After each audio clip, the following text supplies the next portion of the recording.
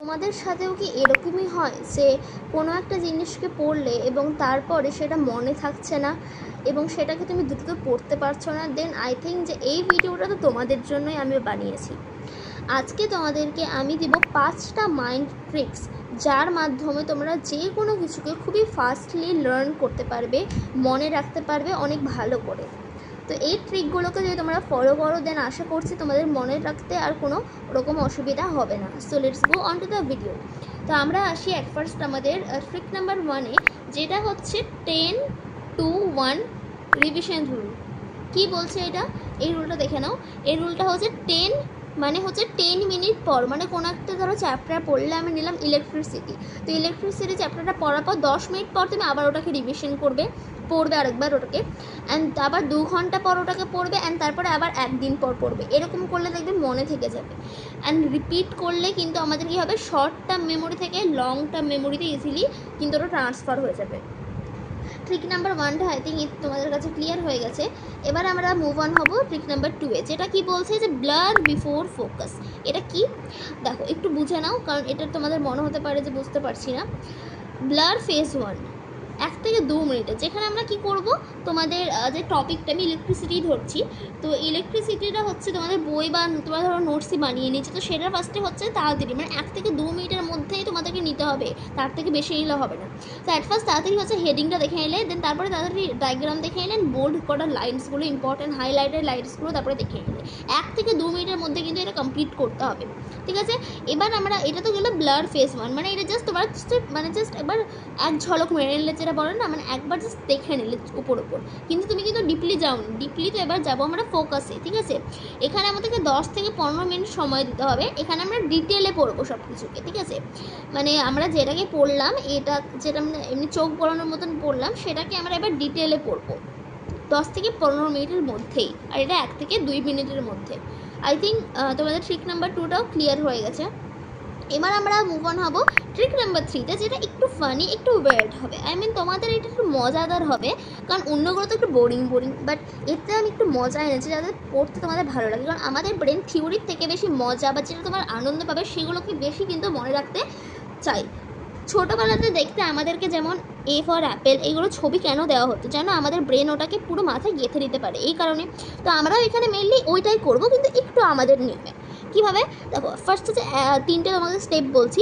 ফার্স্টে দেখো, 1 নাম্বারটা হচ্ছে আমরা টপিকটাকে পড়বো। টপিকটা কি, লাইক আমি ধরে নিলাম নিউটনসের 3টে ল, ঠিক আছে? এবার নিউটনের ফার্স্ট ল, এভাবে তুমি ধরে এলে যে তোমার দিদি হচ্ছে শুয়ে আছে সোফাতে, এবার তোমার মা আসলো, একটু বকা দিল, এবং তারপরে তোমার দিদি হচ্ছে উঠলো। তাহলে নিউটনের ল তো তাই বলে যে কোনো স্থির বা গতিশীল বস্তুকে যদি বল না প্রয়োগ করা হয় দেন কিন্তু সেটা মুভ করবে না, গতিশীল হবে না। কোনো যদি বস্তু স্থির থাকে, রেস্টে কোনো বস্তু থাকলে সেটাকে বল প্রয়োগ করতে হবে, ফোর্স প্রয়োগ করতে হবে। তো এটাই কিন্তু হলো, কিন্তু ওটা হচ্ছে তোমাদের ড্রামা, কার্টুন বা নিজের ভাষায় বলতে পারো বা নিজের মতন করে। তো এইরকমভাবে তোমরা পারবে করতে। অথবা নিউটনের 3rd ল, যেটা তুমি ভাইকে ধরো তুমি মারলে, এবং তোমার বন্ধুকে ধরো তুমি একবার মারলে একটা চর, এবং তারপরে তার বিপরীত অ্যাকশানে কিন্তু তোমার বন্ধু তোমাকে অবশ্যই মারবে বা তার থেকে বেশি মারবে। এটা করো না। তো এটা এরকমভাবেই ধরে নাও, এক্সাম্পলটা এইভাবেই দিবে, ঠিক আছে? আমিও কিন্তু এইভাবেই দিই, আর এইভাবে মনে থেকে যায় অনেক ভালো করে।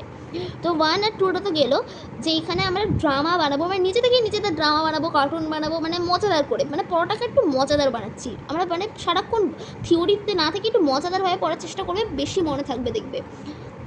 আর জিনিসগুলোকে ভিজুয়ালাইজ করছি এখানে আমরা রিয়েল লাইফের সঙ্গে, কারণ রিয়েল লাইফের সঙ্গে ভিজুয়ালাইজ করলে দেখবে তোমাদের ব্যাপারটা একটা আলাদা মজা আসে। কারণ দেখবে এমনি ফিজিক্স বা কেমিস্ট্রি বা বায়োতে যাতেই বলো, তো সেখানে দেখবে প্র্যাকটিক্যাল যদি করায় তাহলে বেশি মজা আসে থিওরির থেকে।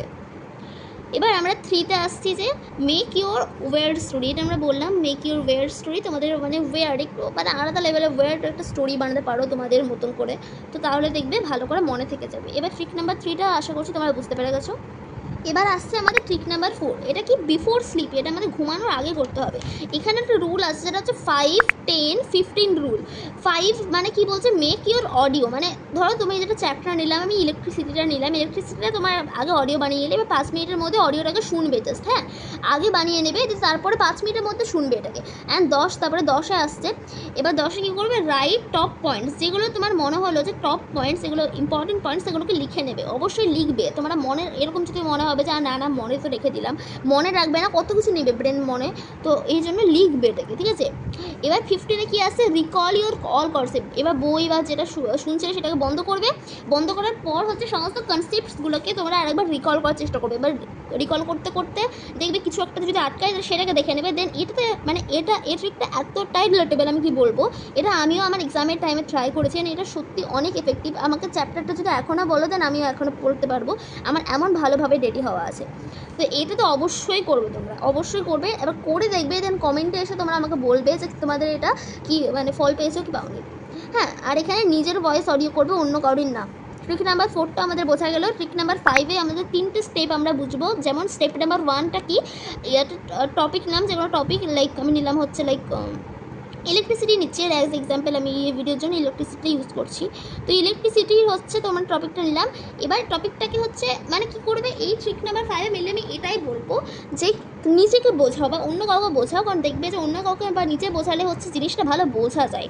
তো কোনো টপিক পড়লে টপিক পড়ার পর সেটাকে সিম্পলিফাই করার চেষ্টা করবে। সিম্পলিফাই করার পর explain your self in front of mirror, আয়নার সামনে যাবে, আয়নার সামনে গিয়ে নিজেকে এক্সপ্লেন করবে, মানে নিজেকেই বোঝাবে তুমি ভালো করে, দেখবে কতটা আনন্দ পাবে বা কতটা ভালো বুঝতে পারবে।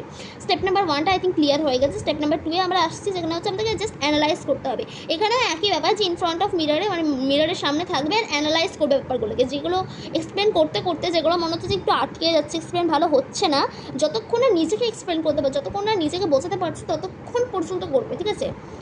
স্টেপ নাম্বার 2 গেল। স্টেপ নাম্বার 3 কি, এবার স্টেপ নাম্বার 3টা আসছে হচ্ছে যে reteach yourself in front of mirror. যতক্ষণ তুমি বুঝতে পারছো, মানে তোমার মনে হচ্ছে যে না এই ব্যাপারটা অতটা ক্লিয়ার হচ্ছে না আমার, যখনই মনে হচ্ছে একটু ডাউট লাগছে তখনই একটু রিটিচ করবে, মানে আবার নিজেকে পড়াবে। তাহলে দেখবে যদি তুমি এমনি তোমার ভাই বোন থেকে পড়াতে পারো দেন আরও ভালো, আই মিন অন্য কাউকে পড়াতে পারো বা নিজেকে পড়ানোটা ইজ মাস্ট বেটার। তো এটাই ছিল আমাদের স্টেপ নাম্বার 3। তো এইভাবে আমাদের কিন্তু 5টা ট্রিক কিন্তু হয়ে গেল। অ্যান্ড এই ভিডিওটা আমার মনে হয় যে তোমাদের কাছে অনেক হেল্পফুল হবে।